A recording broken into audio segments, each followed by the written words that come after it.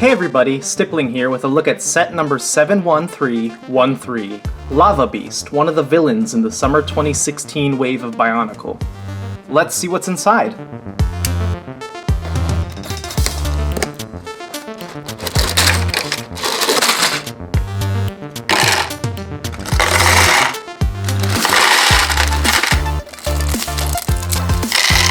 Okay, so we had two bags and a smaller bag inside of one of them with 4 of these blades just kind of loose in the box.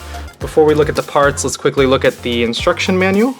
It's printed very nicely, just like the box, and it goes all the way to page... Okay, well, the actual instructions go to page 32. Parts inventory, an advertisement for the 2016 wave, and a small comic as well that features the villain facing off against Tahu. In addition, we have some information regarding a combination build of a Titan-like set, including all 4 of the villains, not including Akimu. They also have a little plug for the Netflix series, which is always nice. And last, just another little plug for the Star Wars line of 2016. No hints at what's coming for this wave, or for this line though. Looking at parts, there's a lot of stuff here. We're gonna focus on things that caught my eye, or things that are new. These are the crystalline blades from 2016. However, this time they are molded in black and once again melded into what appears to be a painted-on application of orange. Unlike the winter wave, we have the return of the old brain stock from 2015 with the longer extension. Neither of these parts are new, but they're interesting to note to see the kind of expanding color scheme of what's considered to be a fire creature. This could be a play on the fact that there are less creatures than there are elements, and maybe they're trying to merge them in some way. Lava is really molten rock or stone, so maybe that's why we're seeing some stone elements incorporated into our fire color scheme. 4 more trans neon orangish reddish colored bones, the normal length, no extensions. 1 single half of the traps from the winter wave. Bam! That is something to behold for sure. This would be really cool to see with other brain stock colors. Obviously, I showed you before, they opted to use the same color brain stock as they do head. This is the first time we've seen this rebooted Bionicle head colored in any color other than silver, so that's really cool. It is kind of jarring to see such a human-like face on this beast of a creature. Obviously that's going to get covered up, but the fact that it's under there, I think it's going to bother me for a while before I get used to it. We have 2 of this new part. This is actually an armor attachment piece with a socket inside it, so it connects like any other armor piece. What's interesting about this armor piece is there's no armor attachment point there, so there's nothing really you can add to this. It just is this. I don't know, we'll have to see what that looks like built up, but it's really cool to see not only a new piece, but a new kind of styling for armoring. I wonder if this is the start of some kind of transition in styles to armor with texture on them versus having to use armor attachment pin pieces to add the texture. Looking at this chest piece, it's all printed. There's no stickers or anything applied. It's cool to see, it almost looks like eyes there. I wonder if you could do some kind of Lord of the Skull Spiders thing with this and make this a face. I don't know. This is the face of the creature, which is also considered a mask. It uses the standard mask system with those little protrusions that connect to the face. So it'll connect just like that. And it's cool looking. It's black melded into trans neon reddish orange. There's some weird oddities to it. It kind of looks like it bleeds through, but that's actually in between. Okay, so that's on the lower side there. I wonder if that's intentional to really look like fire almost. I would have to see what others look like. Paired with the upper element of the face, there's now a jaw, so anyone who felt like you were missing a lower mouth on the creatures, now you get a kind of jaw element you can combine with that, and that's in what appears to be gunmetal gray. And last but not least, we have what is considered the corrupted Unity mask of Tahu. And that is melded between a regular red and a trans neon greenish yellow. So that's just a brief overview of all the parts. Obviously I didn't cover everything, but you kind of got a good look at some of the new things. So you'll see them better when they're all put together. So let's get started with the build. So starting things off, this is the core body, to which everything else is going to be built up. It's fairly simple. Has that same twisting mechanism we saw at the start of 2016. And we'll see how some of the armor attaches to this and what we end up with. Well, this is a cool and easy way to stabilize these smaller feet. And it's not very ugly to look at. That's nice. I like it. Get your Pohatsu out of my Tahu. One leg and two legs.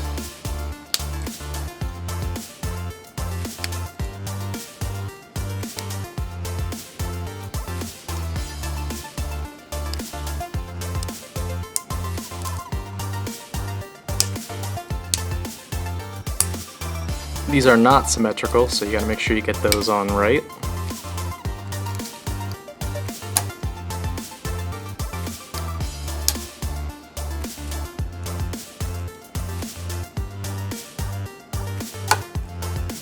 Freaky. This won't hurt, I promise. Yeah. See, you're fine. Smile for me, Jessica. He's so beautiful. Say cheese. Oh god. He closes his mouth, his face falls off. That is a bad thing to have happen.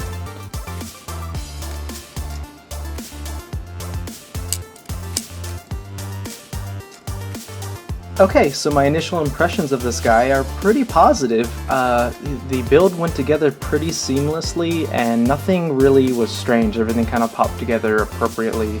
No kind of weirdness, nothing really confusing. I guess the only kind of confusing things are the 4 blades attached to his hands, which Lego bills as wings almost. They say he's the, quote, only elemental beast that can fly. Whether or not those blades actually look like wings, I guess, is up to personal opinion, but my real question would be, how does he flap with them at that angle? Focusing in particular on some of his primary features, he has a typical Bionicle head, as they quote Bionicle head, with the mask pop off. His face is actually a mask, as we saw in the parts, so he really looks odd with this thing off. He looks almost demonic in nature. I originally looked at him almost like a beast, almost like a centaur of sorts without hooves, but when you take that helmet off, it almost looks like some kind of nether beast, something that would crawl out of the lava and just really rain death upon everyone around him. The fact that he's humanoid, I thought would really throw me off, but it almost makes it scarier to me. The thought that this guy, at its very core, as unhuman-like as he is, he's some kind of manifestation of a normal Bionicle hero gone horrifically wrong. So whatever he did in his life to become what he is kind of up to your imagination. They don't really go into too much detail on what these things are. We do know from the box and from the promotional material that they are massable creatures. This is not a one-of-a-kind guy. So these are creatures of some sort that are in existence in an army form, whether they're called out by the corrupted Umarak or not. We can only assume that they are. If they exist in nature, we don't really know. We don't really know at the time of this video much about the summer storyline, so it's kind of up to our imagination at this point. So the primary feature of this is it still has the mask pop off, but instead of hitting the back brain, which you can do, and it still works, instead they consider it what they call a jaw mask pop off. So the enemy, in this case Tahu, should come up with his crystalline blades, and his goal is to hit them square in the jaw. Okay, so the design kind of doesn't work quite the way they describe, where you would imagine they hit the mask, they hit their jaw and the mask flies off. They actually have to come underneath and hook the mask to pull it off, which it works. In a certain way, that's almost a good thing, because it means you're not going to accidentally, when posing, knock the mask off. You can grab the jaw, fiddle with it all you want, but if you do choose to pull it, that's when things go wrong. While we have the mask off, I do just want to point out that the extra mask, the corrupted Tahu's mask, is not intended to go on his face. There's no clearance through there. They really need these specialized, slightly larger masks to actually clear that that area, these just won't cut it. So they're, unlike 2015, as far as I can tell, just looking at this one, they aren't actually intended to wear the mask. They're more intended to steal them, and their very essence corrupts its elemental core. As I said before, these attachments on his arms are considered lava crystal wings. So these are flight mechanisms, and when you kind of look at it as if it's a flying creature, he kind of almost takes on the persona of like a chicken. I kind of see like these are kind of appendages. I guess just because he's so awkward looking in his size. He's got that ridiculously large head and these big obtrusive wings, and then this tiny little body, this tiny little lower body. He just kind of, I see a chicken here. I hope I'm not the only one that sees this weirdness. But yeah, so these are intended to fly. How he could do that, I don't quite know. They're attached to the top part of his hand. So in order to get some kind of flapping motion, he would have to turn his hand like this and flap. That would maybe give him some lift. Alternatively, I guess he could do it this way, but then he would kind of fly backwards. Maybe instead he's more of a glider and uses these to cut through the air instead, but I just don't see these as wings. While we're looking at these lava crystal wings, I just want to point out the small action feature built in here. You can actually see when I turn the model, we have a gearing mechanism on the hand that is geared from one blade to the other and connects through the hand. And what this is intended to do is if you twist this upper gear, the one blade will stay still while the other blade will rotate. And this rotation has a pretty wide clearance, only limited by the hand actually hitting it. So it can do almost a full half circle rotation and then close up and then continue. I believe it can continue based on, yeah, it just gets caught based on the kind of, these blades tend to get warped. I assume it's because they're in the box, and then it can continue as far as the arm allows it. So it gets really over a 180-degree turn when you include this direction as well. I wish these were put in a more aggressive stance and turned into weapons. I could almost see them being turned towards his fist and being a more offensive weapon to fight with. But for whatever reason, they opted not to do that. The one weirdness about this whole thing is that the whole gearing system's kind of irrelevant if you really think about it. This section is free rotating, so you can just grab the blade and adjust it. So the gears itself do nothing to the other crystal blades, so it's really only one action. I guess the only benefit is you can grab this top gear and twist it, but it really grants you no more posability than just grabbing the wing itself and moving it. This could have just been included on a pin and then just freely grabbed and moved around for posing. But I guess they wanted to include some kind of action, and just kind of shoving gears on there, I guess, counts as an action. So that's what we get. While we're looking at gear functions, he does have a secondary gear function. It's nothing special. It's what all the Toa have this wave, and it's just this waist articulation. It works as well as any of them work. So you can kind of grab. There you can feel the weight of all the stuff on the top half, and there's that beautiful squeaking sound that we all know and love. Looking at the leg construction specifically, it's not bad. I'm not a fan of how the lower limbs attach, just because they connect so far forward. I get what they were trying to do, kind of make a curved look, almost animal-like in how it's built up, but the result has this exposed axle hole, and it just overall, anytime you look at it at any angle other than that angle, it looks strange. So the feet are okay. Like I had said when I was building it, the addition of this little element here is great. It makes these feet bigger and allows for his awkward head to stand upright. Looking at the build of the upper body, it's pretty cohesive and strong. I didn't know how I'd feel about these crystal pauldrons, I guess, but they don't look odd to me as a full figure. They don't look that out of place. Now that I think of it, they almost look like smoke. So you have this fire center here with the lava core, and then these smoke clouds billowing off of his shoulders. When I think of it that way, it's probably actually really cool, and if the designer was thinking of it in that regard, I'm impressed. Looking at the hands, you have 2 posable digits with these orange claws, and 1 thumb with no posability. I find that exceptionally ironic, but it works.